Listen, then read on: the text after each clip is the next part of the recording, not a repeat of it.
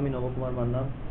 আপনাদের জন্য আমি আরেকটা আজকে নতুন ভিডিও নিয়ে এসেছি, সেটা হচ্ছে ওয়েবসাইট অডিট রিপোর্ট। অলরেডি এর অনেকগুলো পার্ট আমি আপলোড করে দিয়েছি, আপনারা ওখান থেকে পেয়ে যাবেন। এটা অনেকটাই ওয়েবসাইট একটা অডিট করতে গেলে অনেকগুলো পয়েন্ট রয়েছে, প্রত্যেকটা পয়েন্ট ধরে ধরে আপনাদেরকে আমি ডিসকাস করছি, তো এই জন্য ভিডিওটা অনেকটা বড় হয়ে যাবে। তো সেই জন্য আমি প্রত্যেকটা ছোটো ছোটো করে ভিডিও ক্লিপ বানিয়ে দিয়ে আপনাদেরকে প্রত্যেকটা ভিডিও আপলোড করছি। দেখবেন আপনারা, আমি ডেসক্রিপশন বক্সে লিঙ্কগুলো দিয়ে রাখবো। পার্ট 1 পার্ট 2 করে পুরো সিরিজটা, ওয়েবসাইট অডিট করার পুরো সিরিজ আমি আপলোড করছি। তো অলরেডি 2-3খানা পার্ট অলরেডি আপলোড করে রেখেছি, আপনারা ওখান থেকে পেয়েও যাবেন। সো আজকে আমরা ডিসকাস করবো হচ্ছে লিঙ্ক নিয়ে। আমরা এখানে দেখে নিই, যেটা লেখা আছে check link, internal link, external link আর হচ্ছে ব্রোকেন লিঙ্ক। তো এই লিঙ্কগুলো আমরা কি কাজ করে, কীভাবে কাজ করে এবং এই লিঙ্কগুলো কতটা গুরুত্ব রয়েছে সেই জিনিসগুলো আমরা জানতে হবে। আচ্ছা, ইন্টারনাল লিঙ্ক হচ্ছে, সাপোজ আপনাকে একটা জিনিস আমি দেখাচ্ছি, সেটা হচ্ছে ইন্টারনাল লিঙ্ক হচ্ছে আমাদের এই ওয়েবসাইটে যে লিঙ্কগুলো করা রয়েছে, ওয়েবসাইটের মধ্যে মানে একটা ওয়েবসাইটের মধ্যে কোনো পেজ আমি ক্লিক করলাম, কন্ট্যাক্টাস পেজে গিয়ে আমি ক্লিক করলাম, তার মানে কি আমার কন্ট্যাক্টাস পেজ ওপেন হলো। তো কন্ট্যাক্টাস পেজ, এটা হচ্ছে ইন্টারনাল লিঙ্ক। যেই এই একই ওয়েবসাইটের মধ্যে যখন আমরা কন্টিনিউয়াসলি একের পর পেজ, একটার পর পেজ আমরা ক্লিক করছি, সেই ওয়েবসাইটের মধ্যেই ওপেন হচ্ছে, সেটাকে বলি হচ্ছে আমরা ইন্টারনাল। এরপর হচ্ছে এক্সটার্নাল লিঙ্ক। এক্সটার্নাল লিঙ্কটা কি? এক্সটার্নাল লিঙ্ক হচ্ছে, আপনাকে আমি একটা জিনিস দেখাচ্ছি, সেটা হচ্ছে দেখুন এখানে একটা আইকন দেওয়া আছে ফেসবুক, টুইটার, ইনস্টাগ্রাম, লিঙ্কডইন। এবার আমি ফেসবুকে ক্লিক করলাম।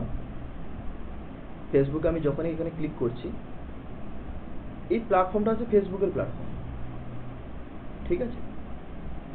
এটা ফেসবুক খুলে গেল, তাহলে কি এই ওয়েবসাইটের মধ্যে কিন্তু ওপেন হয়নি, আলাদা একটা প্ল্যাটফর্মে গিয়ে ওপেন হয়েছে। এটাই হচ্ছে এক্সটার্নাল।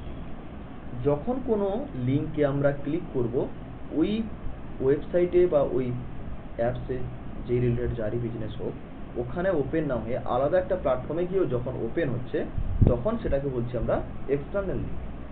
এটা হচ্ছে আমার এক্সটার্নাল লিঙ্ক। তো এবার আমরা দেখব ব্রোকেন লিঙ্ক কী জিনিস। ব্রোকেন লিঙ্কটা আমরা দেখে নেব। সেটা হচ্ছে, দেখবেন আপনারা কোনো সময় ওয়েব ইউআরএল, আপনারা একটা কোনো ইউআরএলে ক্লিক করেছেন, সেখানে দেখবেন এরর দেখাচ্ছে বা 404 দেখাচ্ছে। ওটা হচ্ছে অ্যাকচুয়ালি লিঙ্কটা ওখানে প্রপারভাবে দেওয়া নেই, তার জন্য ওখানে এরর লিঙ্ক বা ব্রোকেন লিঙ্ক, 404 দেখাচ্ছে। তো এটাকে বলছি আমরা ব্রোকেন লিঙ্ক। তো অলওয়েজ আমরা ট্রাই করব, কোনো যদি ইউআরএল যদি প্রবলেম থাকে, তাহলে সেটা এরর যেন না শো করায়। আমরা ডেভেলপারকে বলবো ওটা যেন 404 শো করায়। কারণ গুগল কলার যখন কল করে দেখা গেল, গুগল কলার কল করে চেক করলো, যখন গুগল কল আমাদের ওয়েবসাইটে ভিজিট করছে, সে চেক করে দেখছে যে আমাদের ওয়েবসাইটে যে ইউআরএলটা রয়েছে সেটা এরর বলে শো করাচ্ছে। সেটা কিন্তু আমাদের ওয়েবসাইটের ক্ষেত্রে, র্যাঙ্কিংয়ের ক্ষেত্রে সমস্যা হতে পারে। তো আমরা সেটা করে দেবো 404, যদি আমাদের কাজে যদি না লাগে। আচ্ছা, এরপরে হচ্ছে code check use W3 school validation tools. আমাদের যে ওয়েবসাইটের মধ্যে যে আমরা কোডিংগুলো যেগুলো ইউজ করি, যে কোডগুলো আমরা ইউজ করেছি, তো সেগুলো আমরা W3 স্কুলে একটা ওয়েবসাইট টুলস রয়েছে, সেই টুলস দিয়ে আমরা আমাদের কোডগুলো চেক করে নিতে পারবো। সেখানে কতগুলো এরর রয়েছে, কতগুলো ওয়ার্নিং রয়েছে, কী কী প্রবলেম রয়েছে, সেগুলো আমরা দেখতে পারবো। আমি একটা ওয়েবসাইট অডিট করেছিলাম, সেখানে অলরেডি আমি ফাইন্ড করেছি এই যে দেয়ার আর some error and warning are found after using W3 school validation tools. I found 22 warning and 35 errors. ওখানে অলরেডি দেখিয়েছিল 22 ওয়ার্নিংস রয়েছে এবং 35 এরর্স। হতে পারে কোনো ইমেজের এরর্স, হতে পারে কোনো আমাদের ওয়েবসাইটে প্রপার কোডে নিয়ে কোনো ইস্যু হয়েছে, সেখানে হতে পারে কোনো কন্টেন্ট নিয়ে ইস্যু হতে পারে, কোনো কন্টেন্টের মধ্যে কোনো টাইটেলে কোনো জায়গায় কোনো প্রবলেম হতে পারে। তো এই জিনিসগুলো আমাদেরকে দেখে নিতে হবে, তাহলে কিন্তু সুবিধা হবে আমাদের। এরপর আমরা যেটা দেখব সেটা হচ্ছে সাইড ম্যাপ। আমাদের ওয়েবসাইটে আমরা দুই ধরনের সাইড ম্যাপ ব্যবহার করে থাকি, একটা হচ্ছে XML সাইড ম্যাপ, একটা হচ্ছে HTML সাইড ম্যাপ। দুটো আমরা সাইড ম্যাপ এখানে আমরা ইউজ করি। XML সাইড ম্যাপটা আমরা ইউজ করি, সেটা হচ্ছে গুগল কলার যখন আমাদের ওয়েবসাইটে যখন ভিজিট করে, তখন হচ্ছে XML সাইড ম্যাপ কাজ করে। আর HTML সাইড ম্যাপ কাজ করে হচ্ছে কোনো ইউজার আপনার ওয়েবসাইটে আসছে, তখন সেখানে HTML সাইড ম্যাপটা করা থাকে ইউজার পারপাসের জন্য। একটা ইউজার এলো, ইউজার এসে আমাদের ওয়েবসাইটে এখানে ঢুকলো, প্রথমে ওয়েবসাইটে গেল হোম পেজ থেকে সার্ভিস থেকে ব্লগ থেকে কন্ট্যাক্ট, আমরা এখানে প্রপারভাবে ইন্ডেক্সিং করিয়ে দেবো। ইউজার আসবে, কীভাবে মুভ করবে প্রত্যেকটা পেজে, তো তাহলে কি হবে, ইউজারেরও টাইম বেঁচে যাবে, ইউজার দেখবে ইউজার ফ্রেন্ডলি ওয়েবসাইট ক্রিয়েট হয়ে যাবে, যার ফলে ইউজারেরও সুবিধা হবে। সেমভাবে গুগল কলারের ক্ষেত্রেও আমরা প্রত্যেকটা ভাবে প্রপারভাবে ইন্ডেক্সিং করে দেবো, যে গুগল যখন গুগল কলার ভিজিট করছে তুমি এখানে আসবে, হোম পেজে যাবে, হোম পেজ থেকে সার্ভিস, সার্ভিস থেকে ব্লগ, ব্লগ থেকে কন্ট্যাক্ট, তাহলে কি হবে, গুগল কলারের ক্ষেত্রেও সুবিধা হয়ে গেল।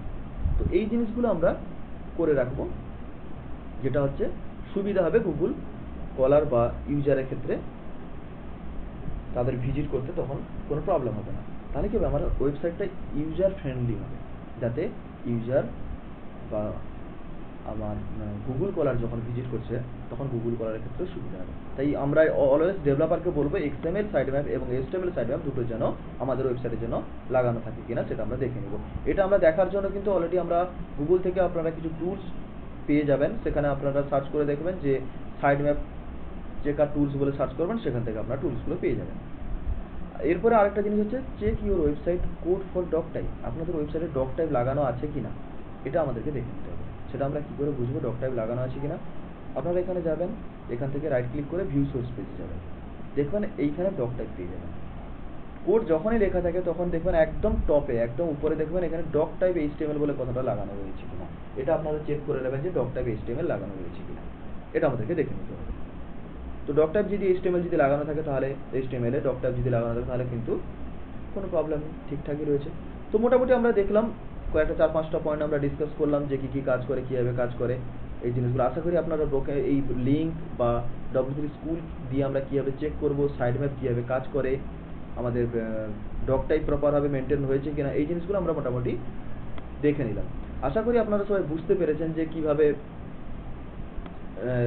W3 স্কুল চেকার দিয়ে আমরা কী কী করতে পারি বা ব্রোকেন লিঙ্ক দিয়ে কী কী হতে পারে, এই জিনিসগুলো আপনারা আশা করি সবাই বুঝতে পেরেছেন।